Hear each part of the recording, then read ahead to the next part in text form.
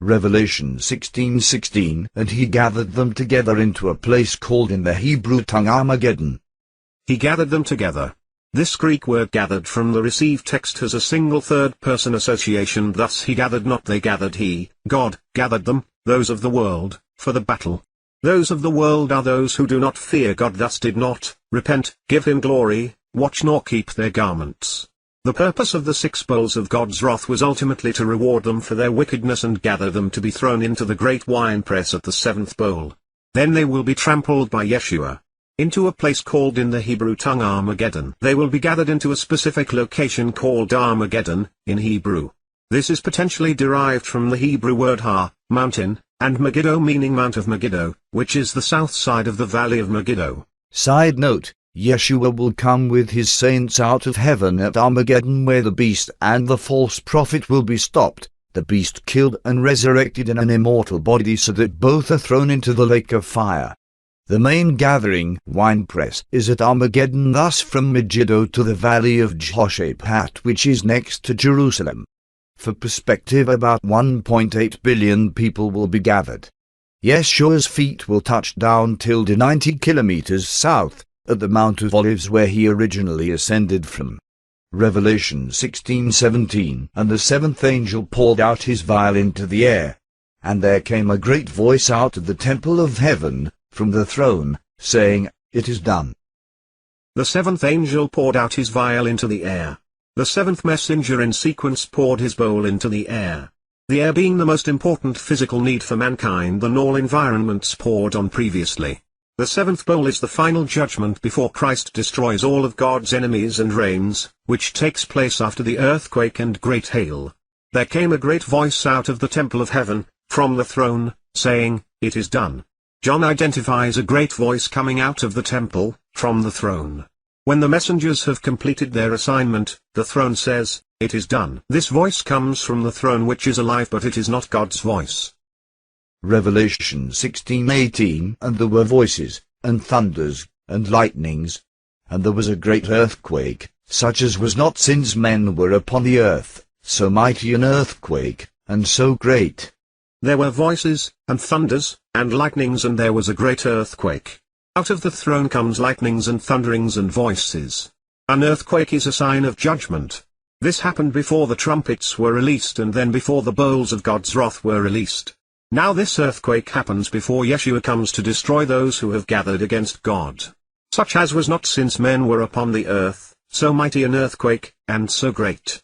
This earthquake is so mighty, so vast, and so great in magnitude that every island fled away and the mountains were not found.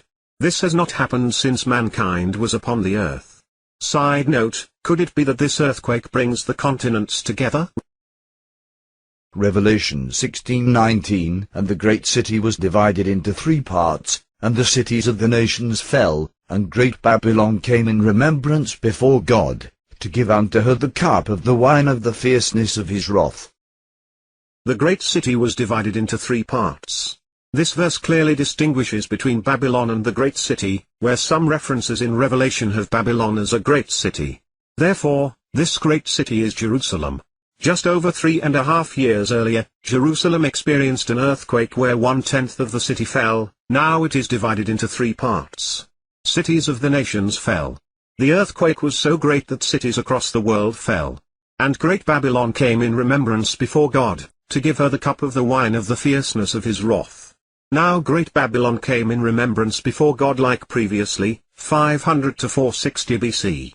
God is going to pour his vengeance on her, starting with influencing the 10 kings to ravish her. Revelation 16:20. And every island fled away, and the mountains were not found. Every island fled away. At the 6th seal every island was moved. However, now at the 7th bowl the earthquake is so great that the islands fled away. Fled away means they no longer will be seen, such as collapsing into the sea or merging with the land. The mountains were not found. At the 6th seal the mountains were moved. However, now at the 7th bowl the earthquake levels the mountains, for they were not found. This is one of the prophecies concerning the coming of the Lord, as it is written in the book of the words of Isaiah the prophet, saying, Every valley shall be filled, and every mountain and hill shall be brought low, and the crooked shall be made straight, and the rough ways shall be made smooth, and all flesh shall see the salvation of God. Side note, this would not include the Mount of Olives where Yeshua would stand on. Could these mountains, being no more, be a result of the continental plates shift to create one land mass so that people are able to travel more easily to Jerusalem during the millennium reign?